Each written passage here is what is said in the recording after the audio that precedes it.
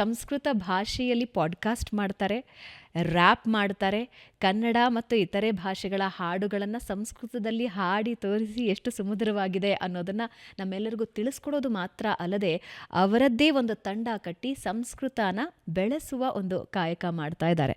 ಇದರ ಜೊತೆಗೆ ನನಗೆ ಖುಷಿಯಾಗಿದ್ದು ಏನಂದರೆ, ಸಂಸ್ಕೃತ ಬರೀ ದೇವರ ಶ್ಲೋಕಗಳಿಗೆ ಮಾತ್ರ ಸೀಮಿತ ಅಲ್ಲ, ಆಡುಭಾಷೆಯಾಗಬೇಕು ಅನ್ನೋದು ಒಂದು ದೊಡ್ಡ ಕನಸು ಅವರದ್ದು. ನನಗೆ ಆರಂಭದಲ್ಲಿ ಹಿಂಗೂ ಒಂದು ಇರಬಹುದಾ ಅಂತ ಯೋಚನೆ ಬಂತು, ಆದರೆ ಅವರು ಪೇಜಸ್ ನೋಡ್ತಾ ಹೋದಾಗ ಅಮ್ಯೂಸಿಂಗ್ ಅನ್ನಿಸ್ತು, ವಾವ್ ಅಂತ ಫೀಲ್ ಆಯಿತು. ಸೊ ಜಾಸ್ತಿ ಎಕ್ಸ್ಪ್ಲನೇಷನ್ ಕೊಡದೆ ನಾನು ನಮ್ಮ ಕಾರ್ಯಕ್ರಮಕ್ಕೆ ಇವತ್ತು ಸ್ವಾಗತಿಸ್ತಾ ಇದ್ದೀನಿ ಸಮಷ್ಟಿ ಗುಬ್ಬಿ ಅವರನ್ನು. ಸಮಷ್ಟಿ, ನಮಸ್ಕಾರ, ವೆಲ್ಕಮ್ ಟು ದ ಶೋ. ಹೇಗಿದ್ದೀರಾ? ನಮಸ್ಕಾರ, ಸೂಪರ್ ಚೆನ್ನಾಗಿದ್ದೀನಿ. ನೀವು ಹೇಗಿದ್ದೀರಾ? ನಾನು ಸೂಪರ್ ಚೆನ್ನಾಗಿದ್ದೀನಿ. ನನಗೆ ನೋಡ್ತಾ ಮುಖ ಅರಳೋದು ನಿಂತೇ ಇಲ್ಲ ನಿಮ್ಮ ಪೇಜನ್ನು ನೋಡ್ತಾ. ಓ ಮೈ ಗಾಡ್, ಹಿಂಗೆ okay rap, okay podcast, okay ಈ ಸಾಂಗು. ನನಗೆ ವಾವ್ ಅಂತ ಫೀಲ್ ಆಗ್ತಾ ಇತ್ತು ನಿಮ್ಮ ಪೇಜ್ ನೋಡುವಾಗ. Amazing, what an effort, beautiful. ಧನ್ಯವಾದ. ಹೇಗಿದ್ದೀರಿ? ಹೇಗಾಗ್ತಿದೆ ಎಲ್ಲ? ಚೆನ್ನಾಗಿ ನಡೀತಾ ಇದೆ. ಇನ್ನೂ ಸುಮಾರು ನೀವು ಹೇಳೋದು ಕೇಳ್ತಾ ಚೆನ್ನಾಗಿ ಅನಿಸ್ತಾ ಇತ್ತು. ಬಟ್ ಇನ್ನೂ ಎಷ್ಟಿದೆ ಮಾಡೋದು. ನೀವು ಹೇಳಿದಾಗ ಅಂದರೆ ಸಂಸ್ಕೃತ ಆಡು ಭಾಷೆ ಆಗಬೇಕು ಅನ್ನೋ ಕನಸಿದೆ ಅಂತ ಹೇಳಿದ್ರಿ ಅಲ್ವಾ, ಅದು ಎಷ್ಟು ನಿಜ.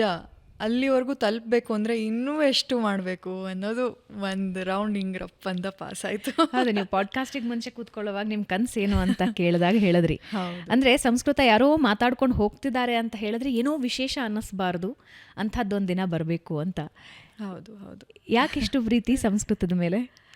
ಒಂದು ಫಸ್ಟ್ ಲವ್ ಅಂತ ಹೇಳ್ತಾರಲ್ಲ, ಹಾಗೆ ಅದಕ್ಕೇನೂ ರೀಸನ್ ಇಲ್ಲ. ಅದು ಕೇಳಿದಾಗ ಅದನ್ನು ಮಾತಾಡಬೇಕು, ಅದರಲ್ಲಿ ಹಾಡಬೇಕು, ಏನು ಮಾಡಿದರೂ ಅದರಲ್ಲಿ ಮಾಡಬೇಕು, ರೀಲ್ಸ್ ಮಾಡಿದರೂ ಅದರಲ್ಲಿ ಮಾಡಬೇಕು ಅಂತ ಒಂದು ಭಾವನೆ. ಇನ್ನೊಂದು ಕಡೆ ಅದರದ್ದು ಮುಖ ನೋಡೋದಾದರೆ, ಪ್ರತಿಯೊಂದು ಭಾಷೆಗೂ ಅದರದ್ದೇ ಆದಂಥ ಒಂದು ರಾಜ್ಯ ಇದೆ, ಜಾಗ ಇದೆ. ಉದಾಹರಣೆಗೆ ಕನ್ನಡ ಕರ್ನಾಟಕ ಅಂತ ನಮಗೆ ಕನೆಕ್ಟ್ ಮಾಡ್ಬೋದು ಒಂದು ಜಾಗ್ರಫಿಕಲಿ.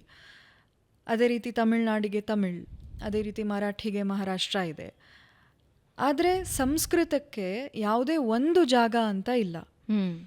ಅದು ಕೇವಲ ಕರ್ನಾಟಕ ಅಲ್ಲ, ಕೇವಲ ಒಂದು ರಾಜ್ಯ ಅಲ್ಲ ಭಾರತದ್ದು, ಕೇವಲ ಭಾರತ ಕೂಡ ಅಲ್ಲ, ಇಡೀ ಜಗತ್ತಲ್ಲಿ ಎಲ್ಲಿ ಬೇಕಾದ್ರಲ್ಲೂ ಮಾತಾಡ್ಬೋದಂಥ ಒಂದು ಭಾಷೆ. ಆ ರೀತಿಯಾದ ಭಾಷೆ ನಮ್ಮ ಭಾರತದ ಎಲ್ಲ ರಾಜ್ಯಗಳನ್ನು ಕನೆಕ್ಟ್ ಮಾಡ್ಬೋದಾದಂಥ ಒಂದು ಶಕ್ತಿ ಇದೆ ಅದಕ್ಕೆ.